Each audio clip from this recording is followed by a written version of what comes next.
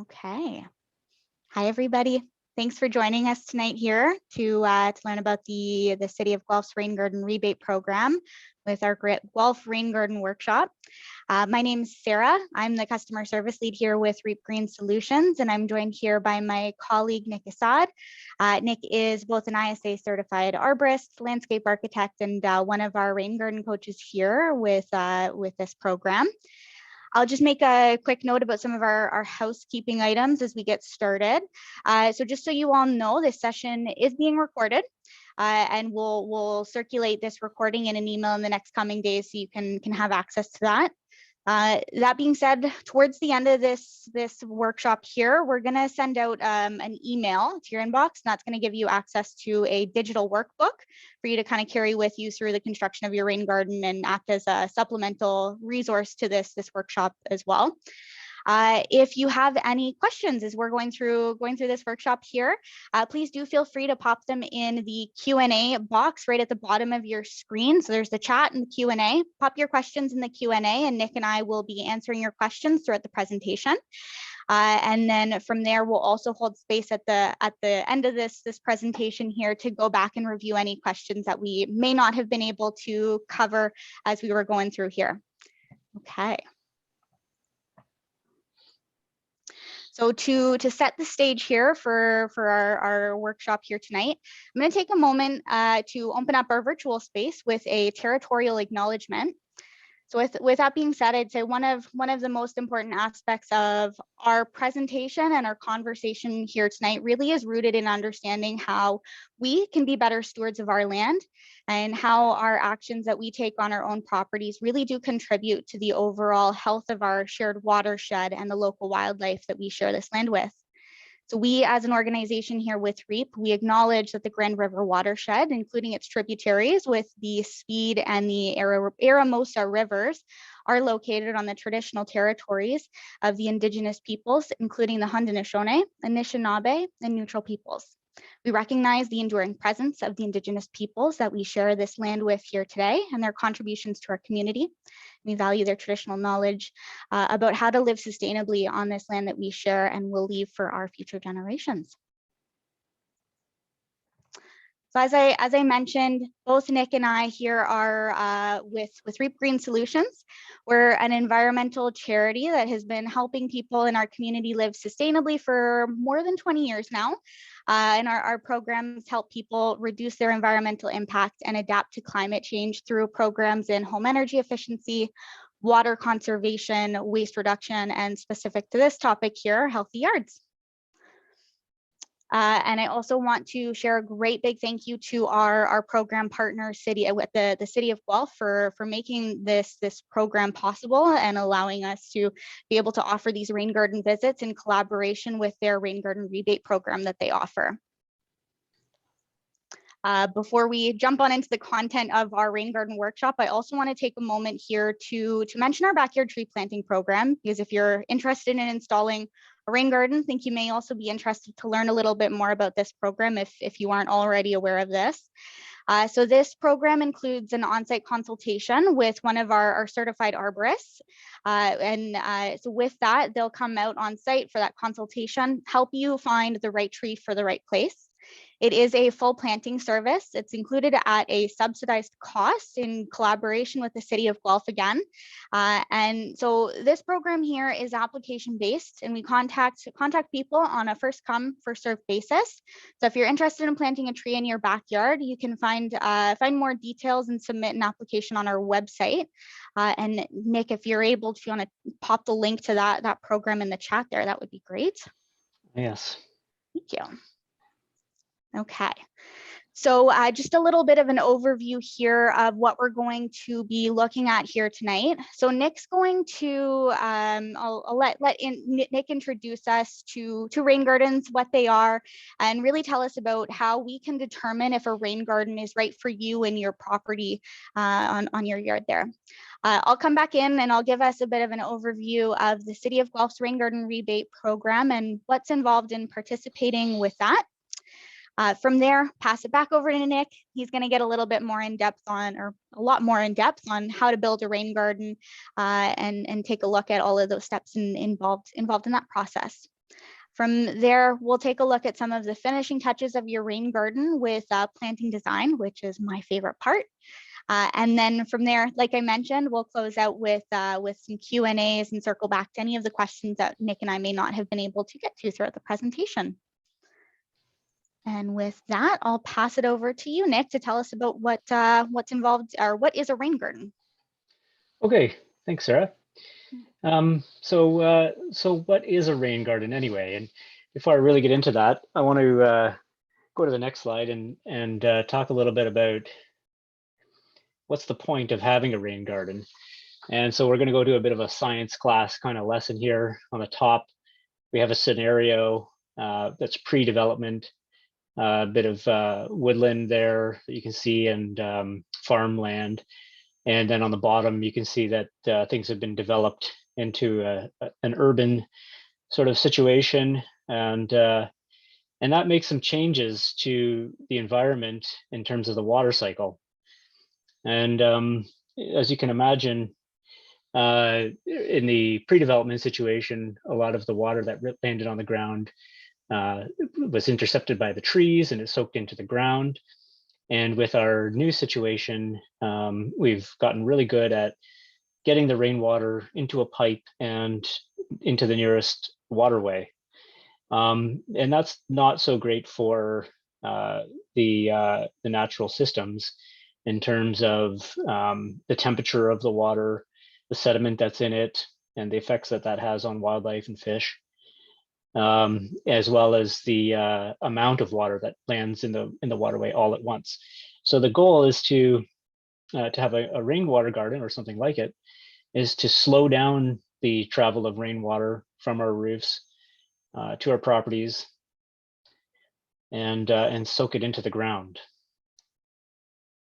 So that way, so this is a very simple diagram giving you the idea of a rain garden that takes the water from your roof and puts it into a basin where it can soak down into the ground, and it can provide water for flowers, and there's a little sickly tree there as well.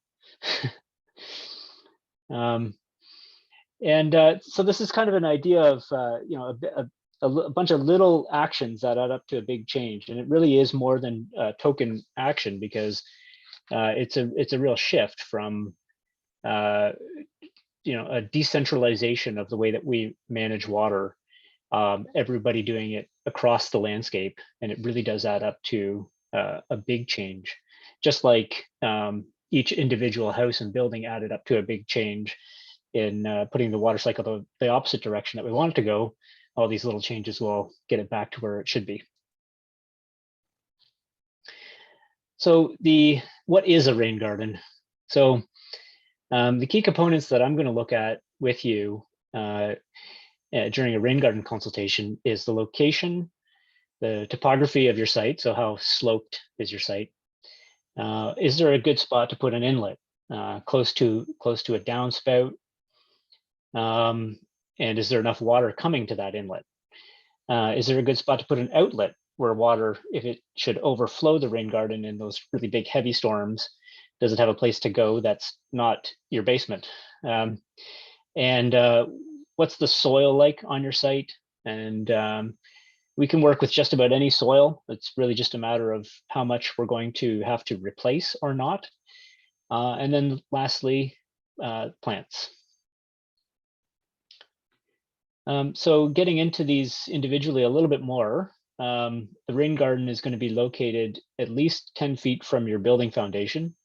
That's kind of a rule of thumb that we can reliably advise you to do without having basement problems.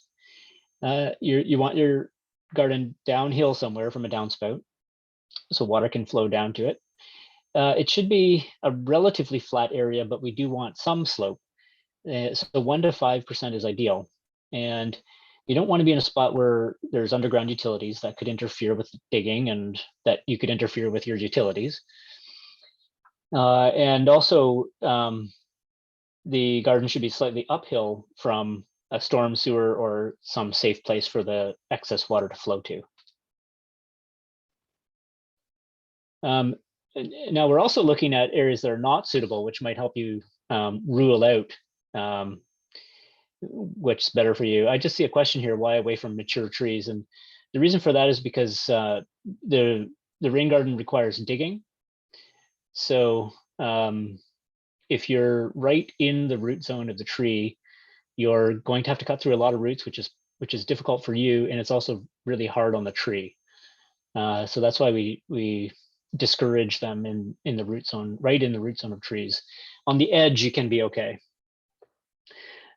So that's one area to avoid. Other ones here, areas of poor drainage. That might be where there isn't enough slope carrying water away, or an area where all the neighborhood's water is draining to that spot. And the rainwater gardens isn't going to solve that. It's too big of a problem to try to solve with a rain garden. The bigger problem is the drainage. Anywhere where there's high water table, the rain garden relies on water being able to percolate down into the soil. Again, too close to the foundation, too close to a septic bed, areas with steep slope, because that makes it hard to hold the water, slow it down, and get it into the ground. Again, utilities, we don't want to be hitting those. Do call before you dig. We'll mention that again, just to make sure the message is clear. Areas with tree roots, as I mentioned, and high traffic areas where you want to have other uses in your yard.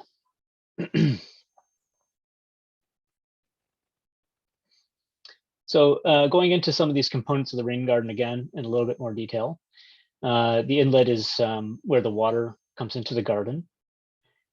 And the inlet can be, if you go to the next slide, please. The inlet can be coming over land, like the picture on both of these pictures, where the downspout goes into some kind of a stone-lined channel. And we recommend lining with stone because if the water's coming out of there quickly, it won't wash away the stone as it would wash away the soil. Or you can have your inlet below ground. The one really important consideration if you are putting your inlet to the garden below ground is that your outlet is able to be put in a place that's definitely lower than the inlet. Otherwise, when the garden fills up, the inlet will back up and water will start going back up toward your house.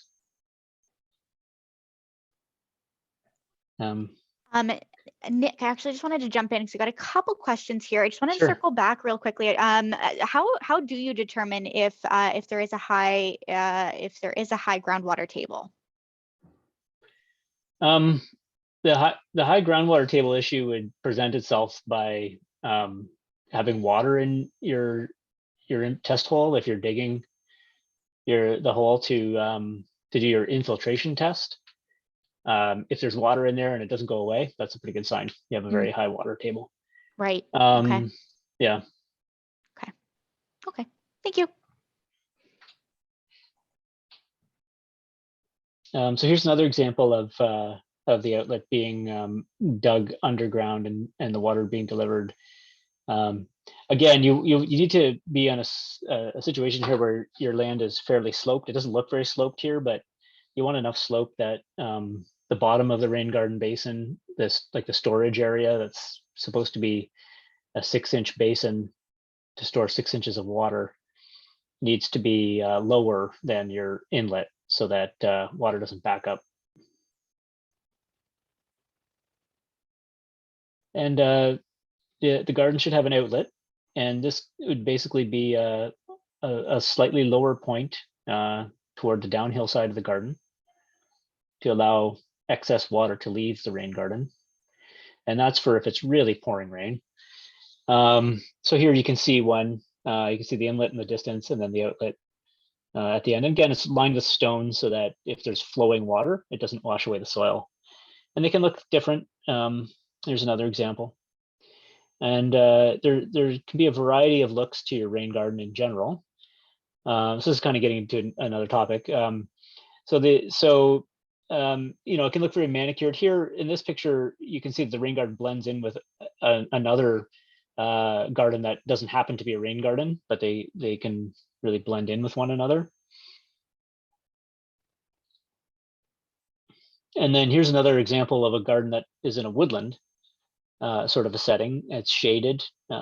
Woodland plants have been chosen, like there's a birch tree and some ferns and that kind of thing.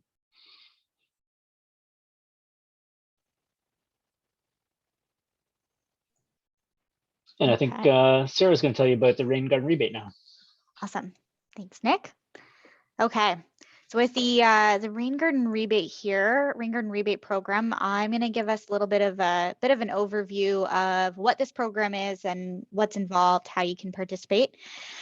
So just to get started, we'll take a bit of a step back and take a bit of a larger overview of this program. So I'd say for the most part, largely a 3-step process. It involves your first phase is your initial visit and the initial application. From there, of course, we move into your build phase, so where you're going to be building and constructing your rain garden, documenting the process as part of that rebate program. And then from there, we've got a finished rain garden, concludes with your final site visit. And then once again, that final verification application to go along with that. Okay. So so getting started, first we start off with the initial rain garden visit. And this is where your rain garden coach is really going to be working with you to determine a suitable location and size for your rain garden. Following the initial rain garden visit, your rain garden coach is going to send you a follow-up email with all the details that you need to submit your initial pre-approval application. I'll just mention here, the forms are super easy to submit, and all of like I mentioned, all of that information is going to come in directly to you from your rain garden coach summarized in that email. So all you need to do is just plug it in and submit it. Away it goes. Relatively painless process. So some of the specifications that the rain garden coach is going to send to you as a summary of your initial rain garden visit will include the approved size of your rain garden, the amount of stormwater diverted, which is determined based on the size of your garden, as well as your maximum rebate allowance. So just a couple of quick notes here on that maximum rebate allowance piece. So this rebate is up to a total of $2,000, and it is calculated by the amount of stormwater being diverted. And then, of course, from there, so your final rebate value is actually based on your total expenses up to the total that you were approved for. So, for example, let's say you were approved for a total of $1,500 based on the size of your rain garden that you were approved for, but you only ended up spending $1,000. At the end of it, your rebate will come out to $1,000 because that's what you put into it. So from there, once you've submitted your initial pre-approval application, you're going to get an email from either myself or my other colleague Sarah. There's 2 Sarahs. We're one and the same. So you'll get an email from one of us once the city has approved your initial application, and then once you get that, your construction can begin. I'll also mention there, so there is a flexible 60-day time frame. So technically within the parameters of the program, you have 60 days from the date of that you receive that pre-approval to do your verification visit and submit your verification application. With that being said, myself and my friend Sarah, we're going to be checking in on you throughout the process, sending out reminders, things like that, and helping just to send out some of those reminders in there. And if you do happen to come up against any delays or anything happens in between that construction process and you may not meet that 60-day time frame, not a big deal. We can certainly work within that. We're here to help you. At the end of the day, we want to help you get a rain garden in the ground. So don't fret over that 60-day time frame. Okay, so from there, we move into the build phase process of your rain garden, building your rain garden. So at this stage, really important to be documenting that process. So at the end of this, the city is going to require some items from you. That's going to include your before, during, and after photos. The photo that you see up on the screen here is a really great example of somebody's during photo. So one of the photos that you'll want to include in this documentation will be a photo verifying the depth of your rain garden excavation site. So that's what we see here. Really great example of how you might be able to do that. And then from there, the other piece of materials that you'll want to be documenting throughout this process will also include your itemized receipts and your itemized expense list. This new image that you see up on your screen here is an example of the expense submission form that you'll receive as you get started. So just a handy tool to kind of help you keep track of all those expenses and kind of keep that recorded along the way. At the end of the process, you'll submit all of that in as part of your verification application. Okay. And of course, throughout this build phase, I'll just reiterate again, remember, most importantly, we are here to help along the way. Your rain garden coach is available for you to answer any questions that you might have as you're going along. And in addition to that, you do also get a build phase visit. So these visits can be particularly helpful for things like locating and shaping the berms around your rain garden, checking that the inlet and the outlet are going to function properly, and also general planting design as well. And then from there, so we've got a finished rain garden. When you're ready, we'll schedule your final verification visit with your rain garden coach. Again, kind of very similar to that initial phase. Following your verification visit, your rain garden coach is going to send you a follow-up email with all of the details that you need to submit your verification application. So with this application this time around, again, like I mentioned, you're going to need all of your itemized receipts. You're going to need your itemized expense list and your before, during, and after photos. So you'll submit all of that with your verification application. We'll send that off to the City of Guelph, and then from there they will mail you your rebate check, and you're good to go. Okay, all right. I'm going to pass it back over to you, Nick, to get into more of the details around building a rain garden. Okay, thanks. I've just been starting to answer a few of the questions here that are rolling in. There's one that I wanted to address verbally, so it'll be easier. The risk of underground inlet freezing.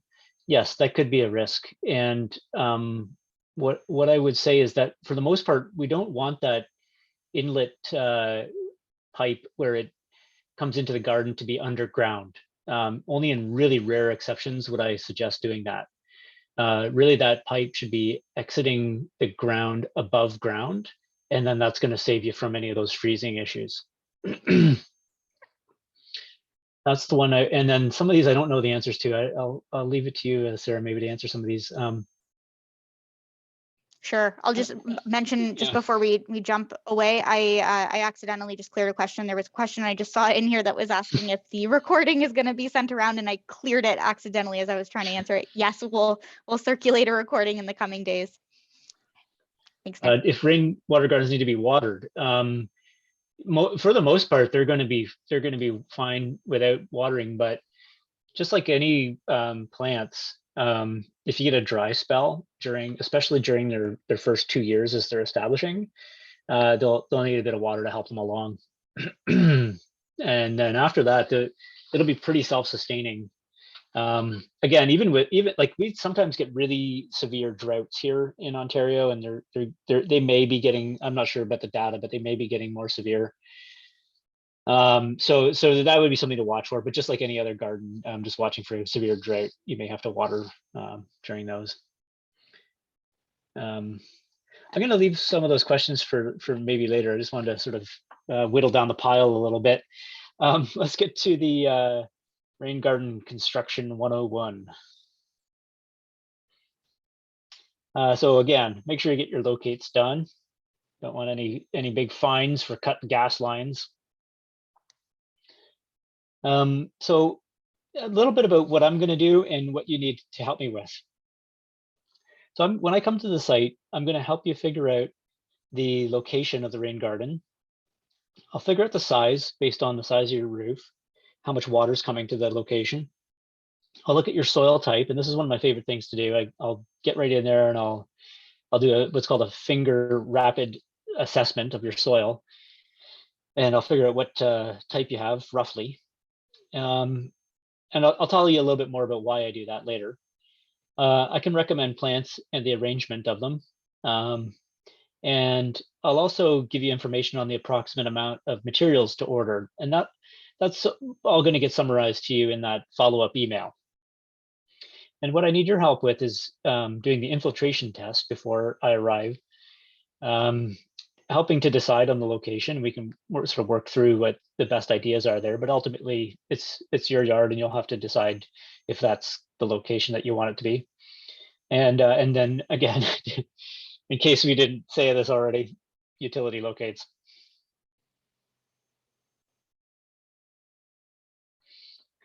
So a little bit more about each of those. The location, again, 10 feet from the foundation. If the house has a foundation, then 10 feet. If it's a porch or something like that, you can be a little bit closer to those. You want to be downslope from the downspout, so water can come from away from the house into the rain garden, away from mature trees and underground utilities. Designed in a way that you can direct the flow away from the building, and a relatively flat area, but with some slope, and 1 to 5% is ideal.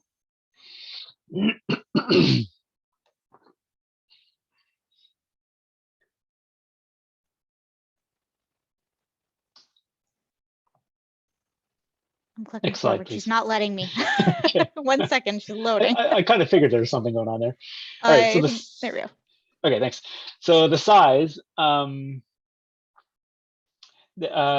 you can do this calculation, but I'll really look at the exact amount of roof area that's coming to the downspout that's close to where you want to put the garden. And I'll just take out my measuring tape and measure length and width, figure out the roof area. And then from there, we just basically divide that area by 10. And that gives us the area of the rain garden. And then soil, as I mentioned, I'll dig in there. If you've done your infiltration test, leave the hole dug for me, and I'll just grab a bit of that soil, and I'll figure out what type of soil you have. And this all contributes to like how well drained your site is. And now we're gonna do a red-green show. You know those little segments where they do like a little DIY session on the red-green show? Well, we're gonna do that for the infiltration test.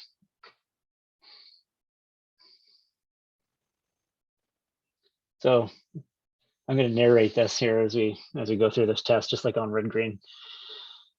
So it's a good way to determine if your yard's suitable for a rain garden. Step 1, you're gonna dig a hole and in the location. Here we are digging the hole. Got our little helper out today. Doing some digging.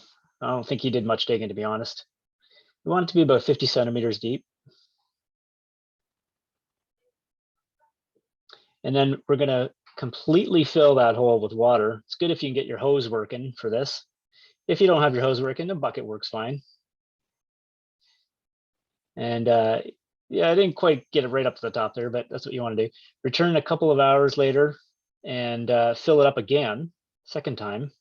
So the first time was just to saturate the soil. This time you want to fill it up. And then you're going to measure the depth of the water in the hole. Okay, got our water depth there. And then you're going to come back an hour later and measure the depth again.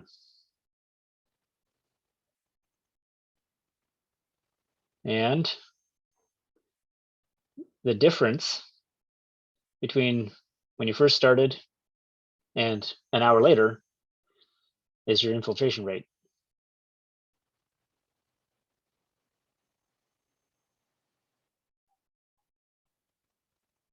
There's a little example there for you. 8 centimeters in 60 minutes. So 80 millimeters per hour.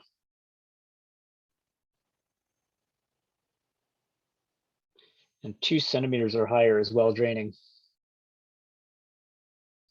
So that's going back to that question again about the high water table. If you've got a really poor draining, or if the water just sits there, it's probably not the right spot for a rain garden.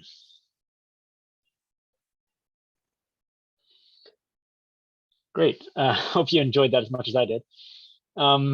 So part of what I'm going to do when I come to your site is ask you for the results of the infiltration test. And then I'm going to look at your soil type. And those two things together will allow me to determine if you have poorly draining soil or well draining soil. So even if you have poorly draining soil, you can still build a rain garden. You're just going to have to replace a larger amount of that soil so that we can make sure that we can store the water and give it the time to soak into that poorly draining soil. If you have well draining soil, you're lucky because you're going to build a rain garden and you don't have to dig as deep. You don't have to replace as much of the soil.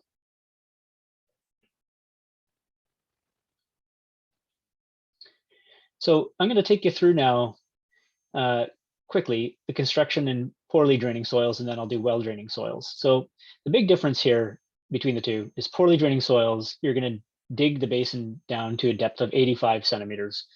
So it's about 30 centimeters as a foot. So you're going to be going about 2.5 feet. And then you're going to take that soil, most of it you're probably going to need to get rid of in your backyard or put it into a bin and have it exported off-site. And the rest, you're going to save some of it for a berm to help contain the water in the rain garden basin. And you're going to form an inlet and an outlet. You don't have to do this at this point, but it's good to have a rough idea of where those levels are going to wind up. And then you're going to fill that space that you just created with a combination of sand and compost, about 60 centimeters of that. And you're going to leave a 25 centimeter deep basin in which you're going to put mulch plants and allow space for pooling rain. And then you're going to add the plants and mulch. And when it rains, you should see water pooling to about 6 inches. So now if you have well draining soils, again, this is the big difference. At the start, you don't need to dig as deep. You only need to dig down about 40 centimeters. And then in addition to doing that, we want you to get a hold of a pickaxe, like a demolition bar, whatever you have that you can loosen the soil to an additional 45 centimeters. So that means like standing down in the rain garden and loosening as deep as you can go. Again, you're going to form a berm around the outside. At least roughly figure out your inlet and outlet. And then on top of that, this looks really dark, this compost, but really it's going to get worked in with the soil that was left in the garden. So you're going to work in 15 centimeters of compost into that native soil. And then again, add the plants and mulch and leave 6 inches for water. And as it says here, water should be pooling. It should only pool for about 24 hours before it soaks into the ground. And that's part of why we've done that infiltration test right off the bat, is to make sure that you've got a spot where water will soak into the ground.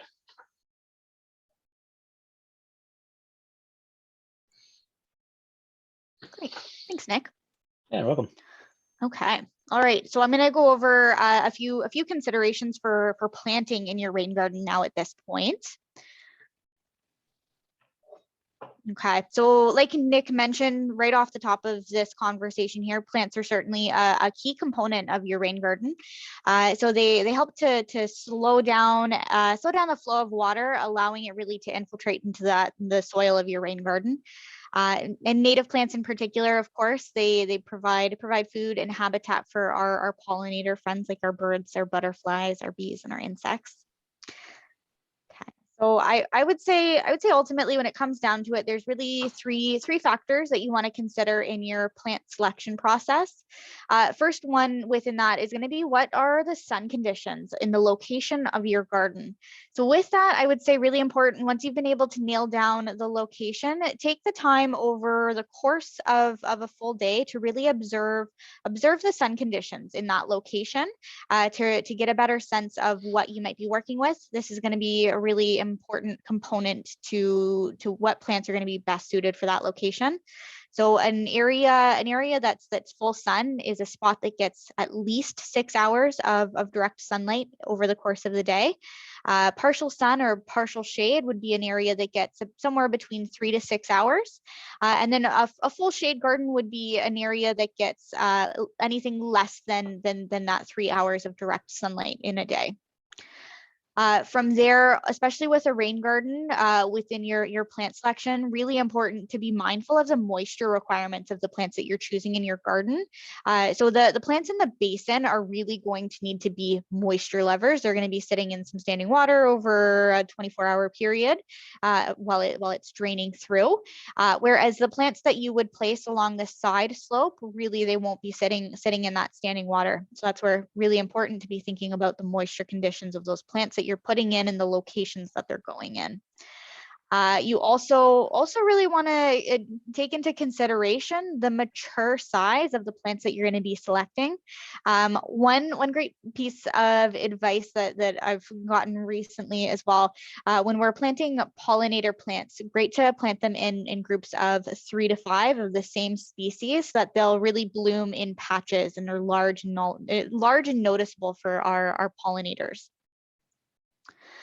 So to help you along, and I saw this question coming in a couple times in the Q&A here, so this will answer this one live. But to help you along with your planting design, we have created a rain garden plant list that you can access from our website. You'd get access to this list if you're participating in the program as well.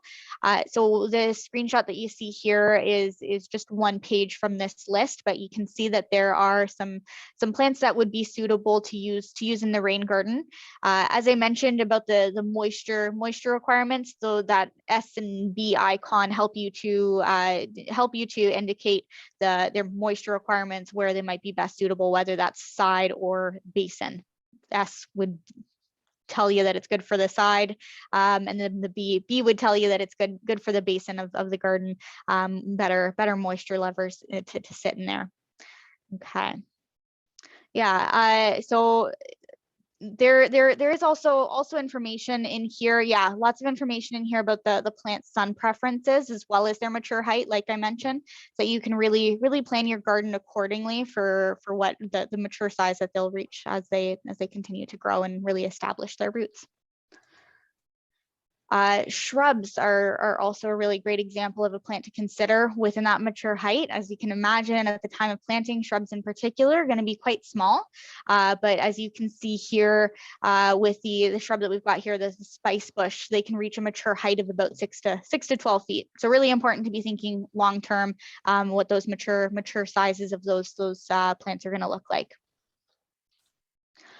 So a couple of other key considerations to think about in your planting design. One, I would say seasonality. So really keeping an eye out for the peak seasons of your plant, or the bloom seasons really of your plant selection, so that you can choose a wide array of plants that will continue to bloom all the way from the spring straight into the fall, and even perhaps provide some interest into the winter as well. So when you're choosing plants, actually another really great piece of advice that I got recently is to make a little chart that shows you when each plant is going to be in bloom, and then from there that can really help you to map out and ensure that there's something blooming for the longest time possible from spring into fall. So for example, we've got plants like goldenrods and asters. They like to bloom later in the fall, which is also a really important season for our pollinators that migrate, like our monarchs. Okay, so the second, one of the other considerations to keep in mind here also comes down to the color scheme that you might want to achieve in your rain garden as well. So how do you want the colors to complement each other throughout all of their bloom seasons? So this here is a really great example of a garden with a variety of hot colors. The plants here would be mostly suitable for a garden with full sun, partial shade. If my plant identification skills are on point, I believe we've got some switchgrass. I see some black-eyed Susans, got some wild columbine, and butterfly milkweed in there. Another color palette that you might want to consider would be, see that thumbs up, thanks Nick, would be your pastels and your pinks. These plants here are also suitable for full sun, partial sun. In here we've got some purple coneflower and Joe pieweed, is that right? Joe pieweed, I think. I need more. I need to see more leaf. That could be swamp milkweed. Okay. Yeah, I think that's what that is. Okay. And then here we've got our cool colors. So these ones here would be good for full sun. I believe in here we've got a little blue stem, we've got some smooth asters and a blue flag iris. And one of the other ones, this color palette has recently really grown on me personally, but you may want to go with some beautiful neutral greens. These plants in particular in here would be really great for shade or partial shade garden. We've got some mace sedge, ferns, and I see a jack in the pulpit in there as well. Okay. All right. Yeah, so we've mentioned, so over the course of this presentation here, we've mentioned a few different resources. I did see a few questions come up in the Q&A box about a contractors list. So we do have a contractors list available on our website. We can get you access to that. There is also a contractors list available through Landscapes Ontario as well. So we've got that contractors list on our website, a couple different resources to check out there if you were looking to hire a contractor to either do the excavation or perhaps do the full installation of the rain garden for you. Like I mentioned earlier, right at the start of this presentation here as well, the other resource that you're going to be receiving in a few minutes here in your email is going to be access to the PDF version of the Rain Garden Workbook, which will be really nice material to complement this workshop here. So a great PDF package that you'll be able to kind of take with you through the construction of your rain garden, use as a refresher as you're going through the process yourself. And then on our website as well, we've got some more really great resources available over on our Healthy Yards 101 page under our rain garden resources section in there. We have some great how-to videos and a blog post. This is also where you'll find that rain garden plant list that I was referring to, and I can send that in the chat here in a moment as well. Okay, so what's next? So yeah, like I mentioned, in a few moments here, you'll be receiving an email shortly. So I'd say if you're interested in scheduling a rain garden visit, or even if you have any questions that we might not be able to cover tonight, and you want to have more of a conversation about whether or not this is suitable for you, shoot a reply to that email that's going to come your way, and we'll get back in touch with you, myself and Sarah, yeah, we can either get you scheduled on in for that visit, or we can have more of a conversation about your options in there as well. Okay, so I think that leaves us with some good time for going over some of the questions that we've got here. Great. Yeah, I've been mulling over some of these questions. The first one about whether or not you have to be a homeowner to apply, or can the homeowner approve the project and allow a tenant to do the application? Do you know the answer to that, Sarah? Oh, that's a tricky one. So I would think so. The homeowner would certainly need to be. So I think that the homeowner would certainly need to be involved in that process. It would be a little bit of a case by case basis. I would think at the very least, we would probably need to have the homeowner available for the initial site visit, just so that we have confirmation that that they're okay with the installation happening on the yard. But I'm sure we could certainly find a way to work around that though.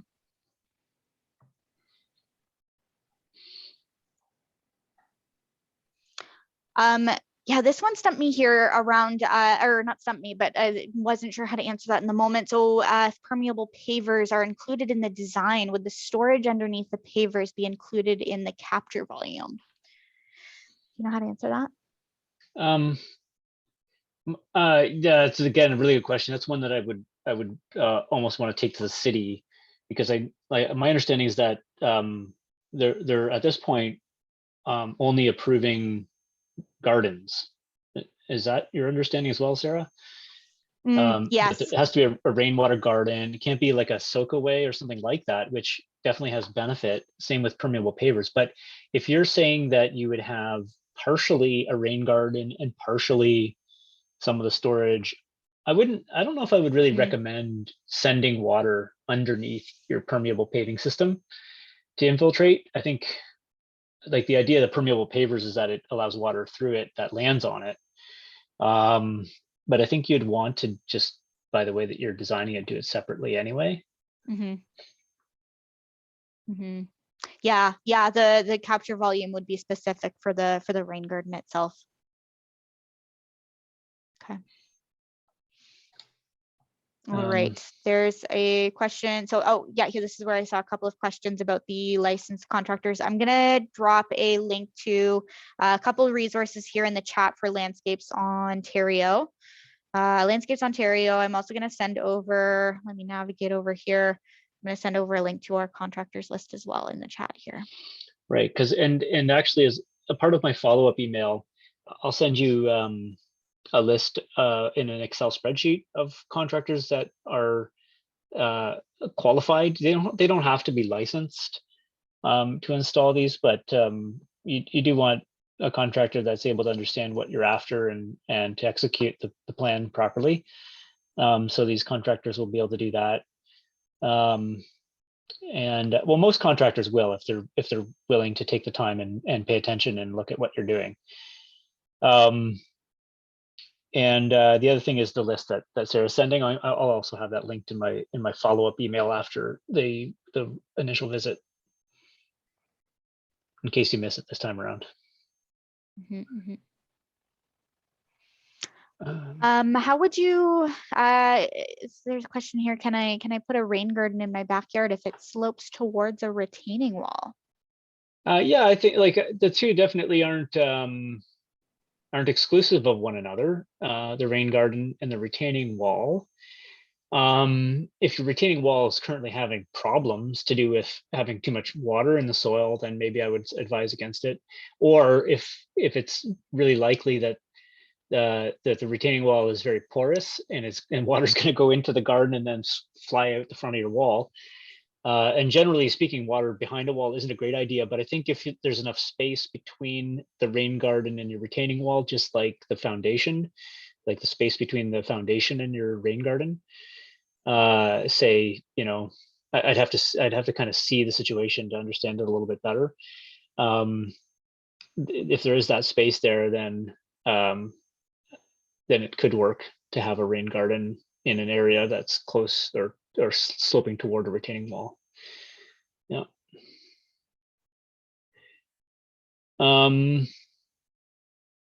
Availability concerns, I take this as being, the question is, are there specific plants that are availability concerns from local nurseries? I take that as meaning shortages for specific plants. And generally speaking, the nurseries will sell out.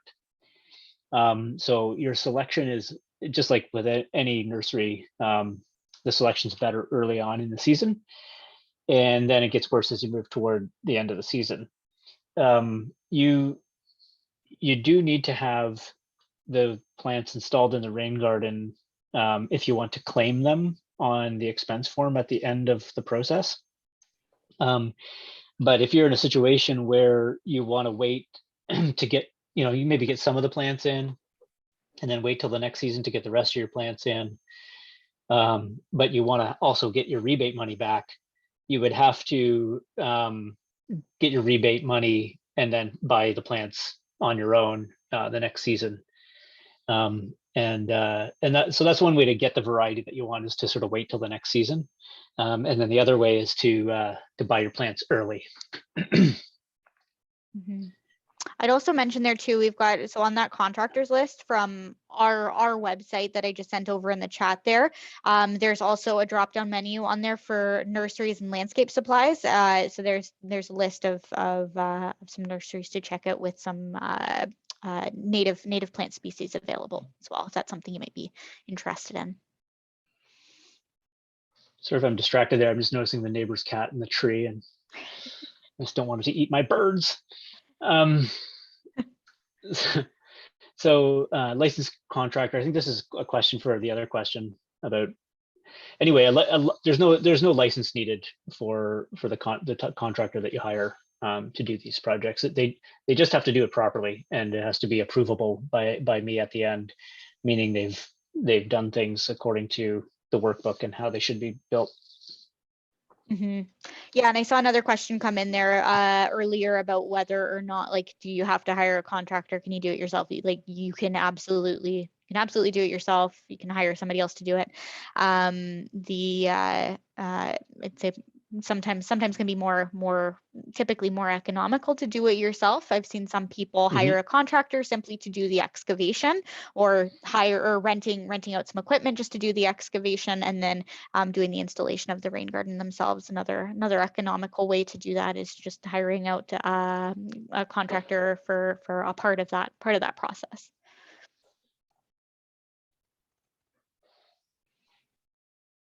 Okay, so there's a question prefaced as a dumb question.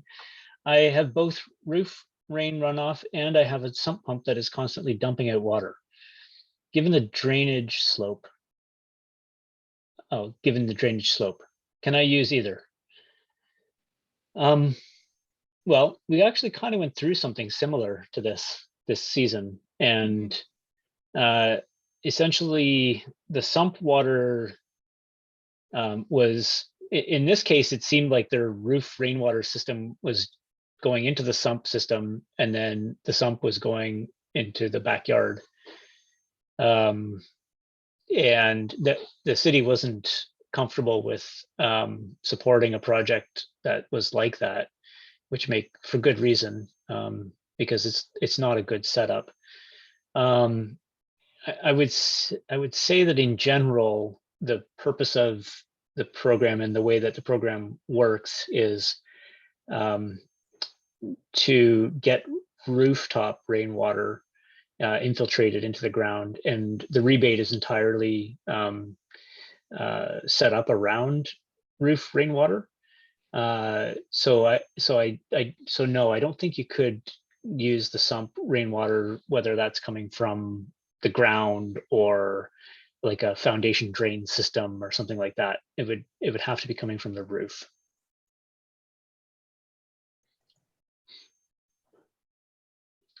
I have 4 feet. I have 4 feet, but a massive amount of rain between homes. Is that still a no, or wait for assessment? Okay, so I believe I interpret this as being, I have 4 feet of space between homes, and there's a massive amount of rain landing there. Is the 4 foot space too small of a space to build the rain garden, or do you have to see the site? I think I'd have to see the site. I'm doing a lot of interpretation even just to understand the question, so I'm not sure how to answer that. Yeah, if I think I'm interpreting, if it's 4 feet, you do need to be at least 10 feet from the foundation of the building for structural reasons. So if 4 feet from the home, certainly not enough space, that could cause problems later down the road with the foundation there, if I'm interpreting that correctly. But yeah, so you need at least 10 feet from the foundation of the building.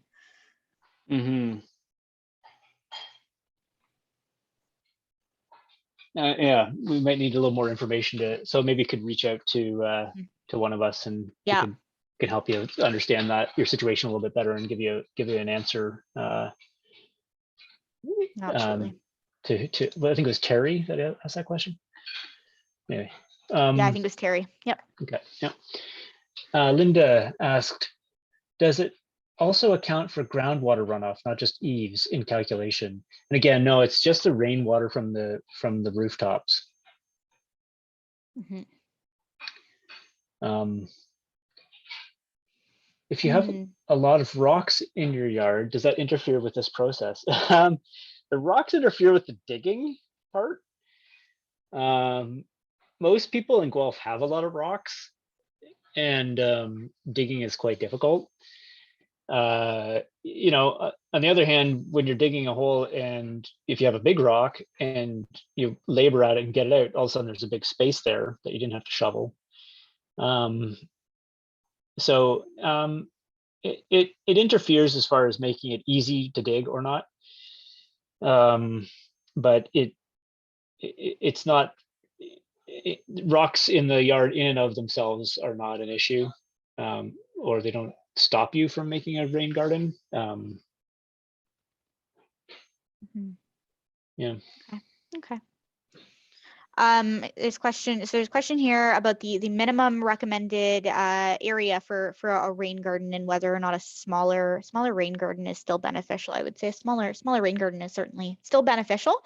However, within that, you would want to still need to make sure that the space that you're working with can meet some of those spacing requirements that we touched on earlier on in the presentation. So as long as you've got the space to kind of work within those parameters, I've definitely seen tons of smaller rain gardens and they can be great. Yeah, Nick, would you have anything to add on to that? Yeah, I think it's a matter of personal preference in a way too. Like if you think about a roof that's 10 square meters, so say like you have a little small section of your roof that's like 2 by 5 meters, and it's going to one downspout, and that's the only spot in your yard for a rain garden, then that would result in a rain garden that's 1 square meter. You know, so 1 meter by 1 meter.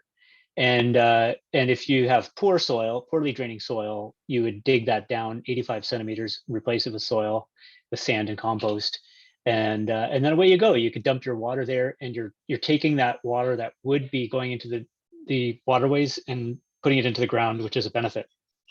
And your rebate for that 1 square meter garden would be about $300. So is that right? No, $150. Okay. You'd be infiltrating about 300 liters, and you'd get 50 cents per liter, so it'd be $150. So you know, the question kind of becomes you know, a question of whether or not that's something that you'd be willing to take on to do that work. Get $150 would cover your plants and the materials, maybe some of the materials, and you know, whether or not that's worthwhile.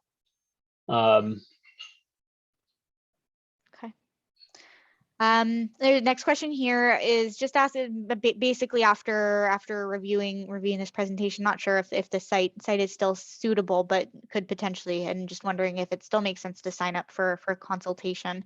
And I would say absolutely, like if by the end of this you're still unsure of whether or not it's right for you, by all means respond to that email that's going to come in. We can get in touch and we can have a conversation about what makes the most sense for you. And even like within that initial site visit, those can be really useful to have somebody come on site and actually determine whether or not a rain garden is suitable for your site. So if you're unsure, absolutely, by all means, still come forward. We can have a conversation and get you scheduled on in. If that sounds suitable for you.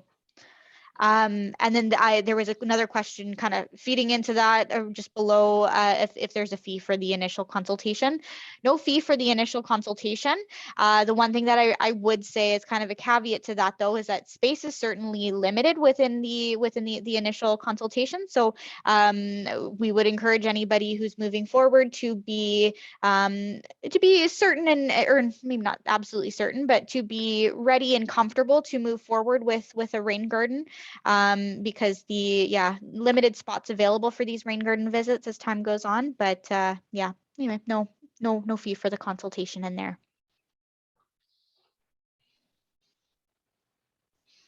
Other question in there asking whether or not we can advise on drainage issues as well. I would say yes. Nick, you may have something else to say to that, but yeah, I like would. while I'm there for a rain garden visit, I usually have like extra time. You know, the rain garden visit can usually, in most circumstances, be completed in about 45 minutes, and my visit's scheduled for an hour, and I'm just happy to like, you know, to have people pick my brain and chat about stuff if they've got some drainage issue while I'm there on site. And to that, I would say if it's more so a conversation around drainage, I know that the City of Guelph also has a healthy landscape visit available. So that might also be another great service that you may be interested in checking out as well. Actually, what I'll do here, I'm gonna open that up and I'll send a link to the healthy landscape visits in the chat in case you're interested to take a look at some of those.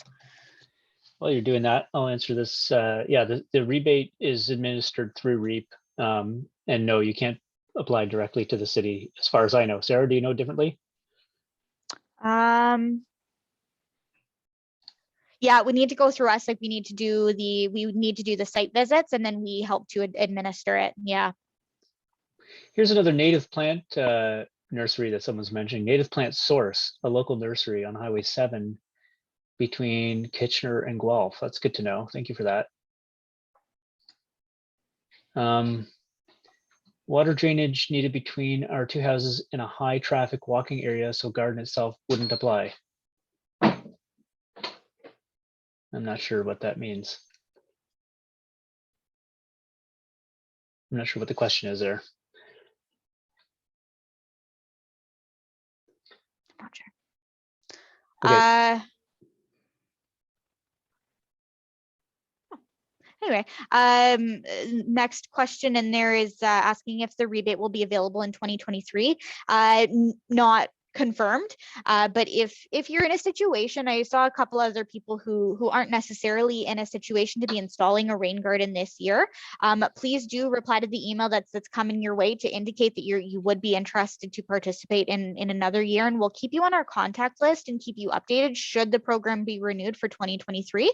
But at this time, not confirmed, but we'd love to hear from you if you are interested in participating at a later time. So Quite a few questions here still, and we're at 8 o'clock. I'm okay to stick around if that's what people want to do. Yeah, I'm okay to stick around and keep answering a few questions, maybe another few minutes here.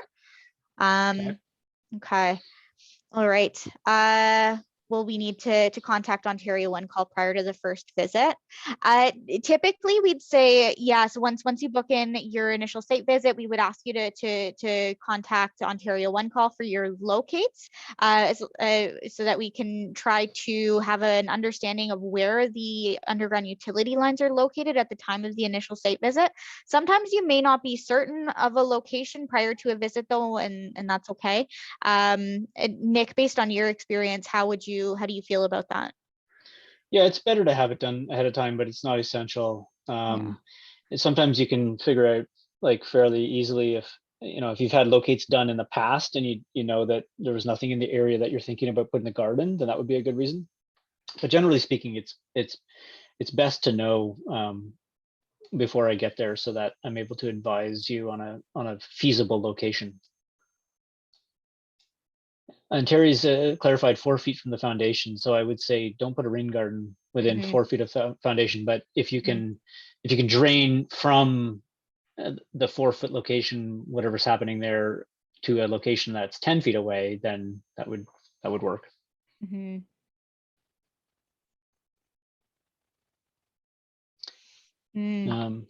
Does the rain garden have to be fully constrained in the property boundaries, or can extend into the right of way between the property boundary and the sidewalk? That I feel like I should know, but so would that like like connecting in through the boulevard, basically? Yeah, or maybe even like there's often too the property line is set onto the front yard a little bit, so there's space between the sidewalk and the actual property line. Right. Whether or not you can put the rain garden in that area, I'm not sure if the city's okay with that.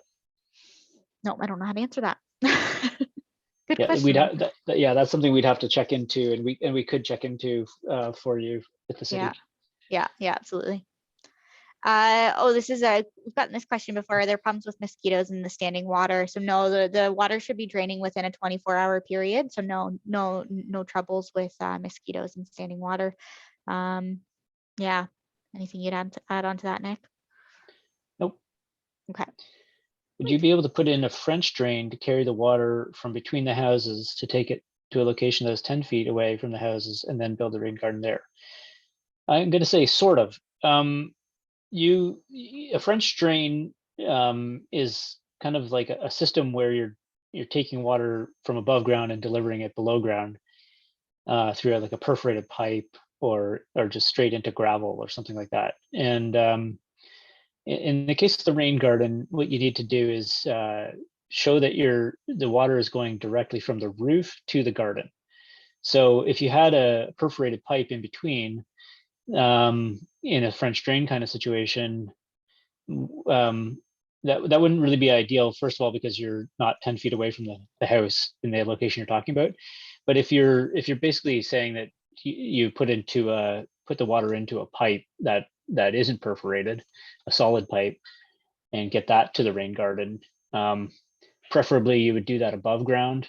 If you have to go below ground, you need to make sure that it outlets or that the inlet going into the rain garden from the pipe is above ground, or in other words, visible. Yeah, I think that answers that. Are there certain areas in Guelph that are easier to dig? Yes, definitely. Yeah. There's some places that are compacted clay. Yeah. And other places that are loose sand. So yeah, good luck with that. Hopefully you're in the loose sand category. Can you use a rain barrel in the system to capture the water for your garden and then use the rest to go to the rain garden? Yes, you can. So the rain barrel and the rain garden are completely compatible with one another. What you would do is set up your rain barrel like normal, and then the overflow pipe that comes out of the rain barrel would be directed toward the rain garden. And we have a how-to video on it's on that Healthy Yards 101 webpage that I mentioned on our website. We actually have a how-to video about connecting rain barrel in with your rain garden that can be useful in that situation as well. That's a good question about finding where your property lines are. A few different ways you can do that. If you have a survey, that's one good way. Sarah, did you have a thought there? Yeah, I was going to say so the City of Guelph has a public access GIS tool available through their website. So you just need to plug in your address, and that can be actually, as I say that, you know what? I don't think the City of Guelph's GIS tool has the property boundaries in there. Sorry, yeah, I spoke too soon. That's all right. I've used the GRCA's similar. They have a public access GIS portal. That's the Grand River Conservation Authority, and you can see parcel fabric on there. I've used that for my home here in Guelph, and been able to find my property line that way, and then roughly lined it up. They show like aerial imagery, and so you can get a rough idea of where your property line is. It's not perfect by any means. The best way is to consult a survey if you have one of your property. Yeah. All right. I think, one sec, let me just scroll through. I saw a couple came through in the chat there that I wasn't able to get to. Let me just take a quick perusal through. I think we got through most of these though. There's one question in here. If you have a property line with very little runoff, is there much additional benefit to a rain garden? What would you say to that, Nick? Sorry, if you say that again? So if you have a property with very little runoff, is there much additional benefit to a rain garden? So probably some other stormwater management features going on there, already diverting water away. Yeah, I mean, I guess that question means that there's not a lot of water that actually leaves the site because it's infiltrating, which could be because the site's flat enough and has enough like a really good draining soil. Yeah, I mean, no, not really. If that is truly the case, then the property, by virtue of being flat and well drained, is kind of doing the same thing that we're aiming to do. I guess the only other benefit would be that you're formalizing it, and this is true for all rain gardens. You're showing off to your neighbors that you care, and and that there's things that can be done to improve our individual footprint or impact on the environment. Okay. Oh, the next one. Sherilyn, thanks for posting that back in the Q&A. I was just about to get to your question in the chat there. So if the rainwater is coming off of a neighbor's roof, in this situation, this one's a tricky one because really the rebate is based on the runoff being calculated from your own roof's property. So intuitively, I would want to say probably not the best situation for this program. Nick, how do you feel about that? You may have to enter into some kind of a legal agreement with your neighbor to share the responsibility of managing their rainwater, and I don't know, might be a bit complex. Something to note on the deed if you're truly adding any infrastructure onto your property that's actually to do with their, like, such as pipes or something like that coming to your property from theirs. Sherilyn just clarified. Yep. She's clarified there. It's a shared driveway, all paved between their outlet and our yard. Definitely complicated.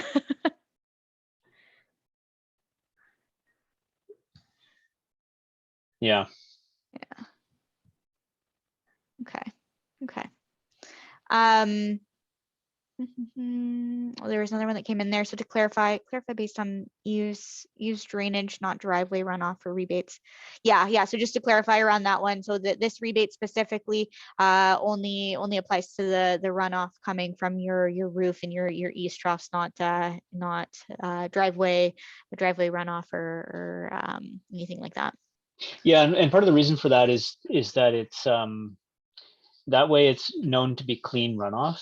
So runoff from the driveway could be containing things like oils from the bottom of your car. The rooftop is fairly sure to be clean, and then that's why we're all comfortable with infiltrating that water into the ground, since Guelph is a groundwater as drinking water community. So we want to be careful about what type of water we're infiltrating into the ground. Definitely. So there's another one here. If construction is planned for late summer, early fall, what's recommended to plan accordingly? I assume you mean like construction for planning for construction for the rain garden, or for the rain garden late summer, early fall.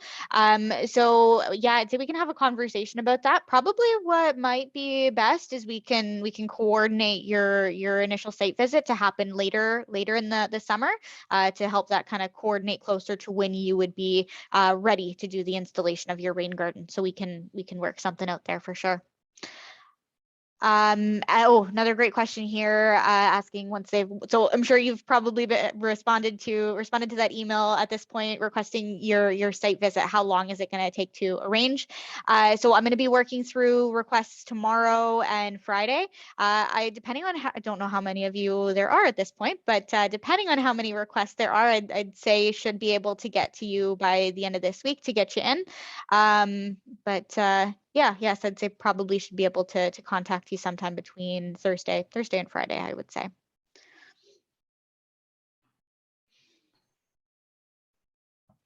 Okay, I think we got all the questions.